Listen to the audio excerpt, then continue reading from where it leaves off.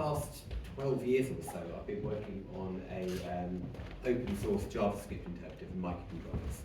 So these are like really tiny computers that are in almost everything. Very low power, but so little memory. It's oh yeah, sure. It's like about 1 million times less memory than you would have in a normal desktop or laptop PC. But you can still do an awful lot with it.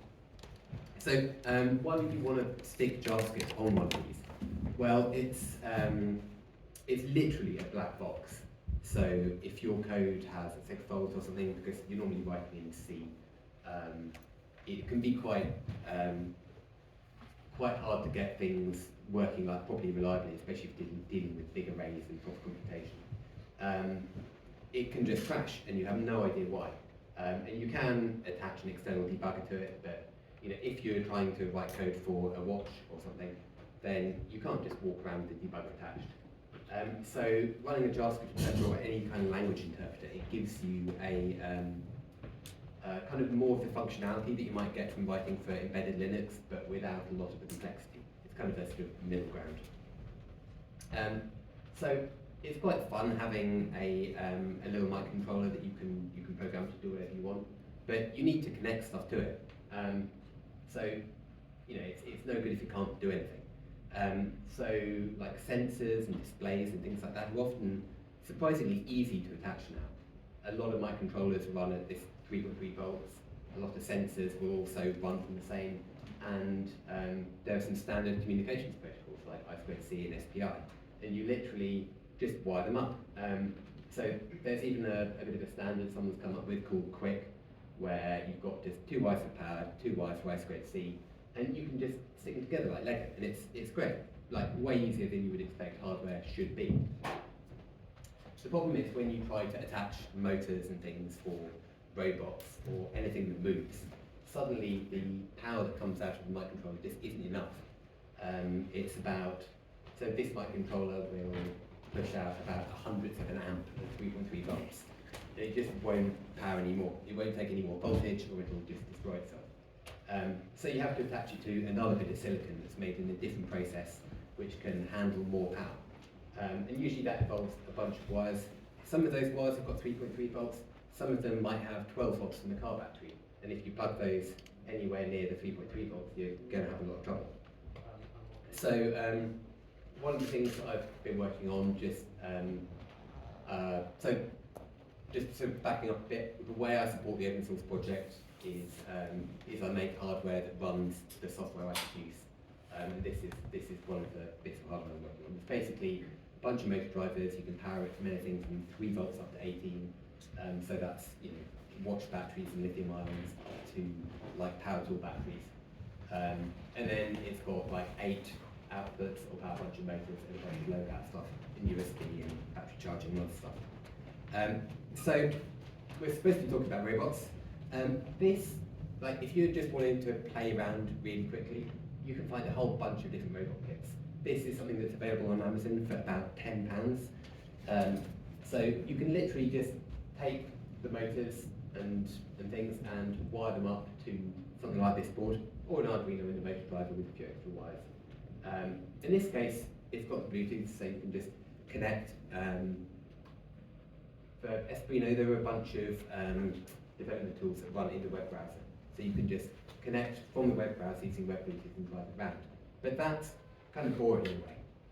What we want is to be able to have like some external inputs, and your phone's a really great way of getting those. So just as an example, there's a version of TensorFlow out there. The TensorFlow.js runs in the browser.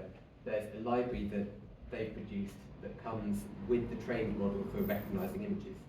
And you literally give it an image, or you just give it access to the webcam, and it will call you a function back with just an array with all the stuff it's found, how likely it is, where it is on the screen. So if we want to make a robot that follows something that it's seen, it's actually ridiculously easy. First, we just take a bit of code. This is a bit of boilerplate that will use web Bluetooth to connect to the device. It sends a reset command, turns the driver on the motor driver, which will actually turn the motors, turns the blue LED so we can see what's happening, and then when it disconnects, it resets everything so that it just won't drive off the table.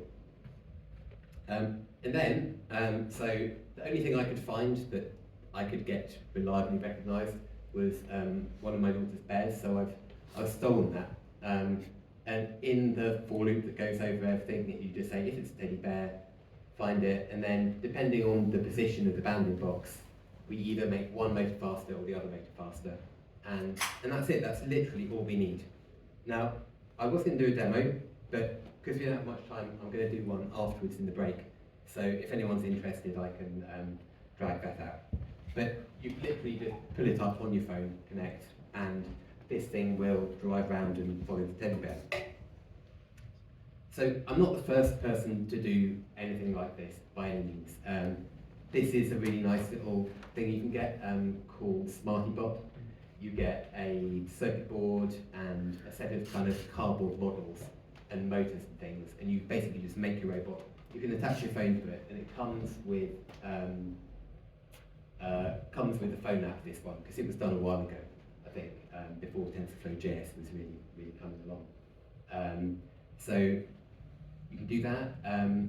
There's a really good example of just a super cheap robot you can make with 2 light sensors and a bit of cardboard and some very low power motors. And you put your phone into it, and all your application on the phone has to do is light up either one side of the screen or the other side, and that either chooses one light sensor or the other and makes the motor move.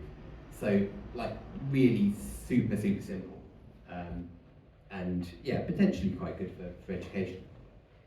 I had a go at something a while ago, like a really basic sort of bare PCB, everything kind of stuck together robot that we used at a JS Oxford hackathon. I'm not sure if you were there. Not that one, no. Okay. But yeah, it's fun, but actually way too difficult to give to a student to do, and really delicate. So Glasgow University got in touch and wanted basically like a really cheap to produce robot that you could run with a sort of this web-based idea of running your model on the phone.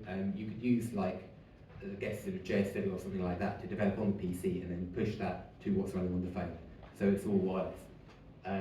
So did this. They've got a website called TryCurio where you can basically scan the QR codes on there with your phone and do like a variety of different things using the software. And their idea is that students coming along will kind of go through lessons and have projects where they have to make the phones maybe navigate obstacle courses and so on. So yeah, as it happens, this robot, quite nice, but could be better. So we're working on a new one, and I was hoping to have an actual like proper version 2 demo here, but unfortunately that's not yet. But in the next few months there will be something coming up that's going to be much cheaper, much lighter, and much faster. So yeah, if you're interested in anything here, or that driver board that will be coming along, have a look at s3negro.com and feel free to chat to me here or message me on X. Yeah, thank you. Thank you, Gordon. So quickly,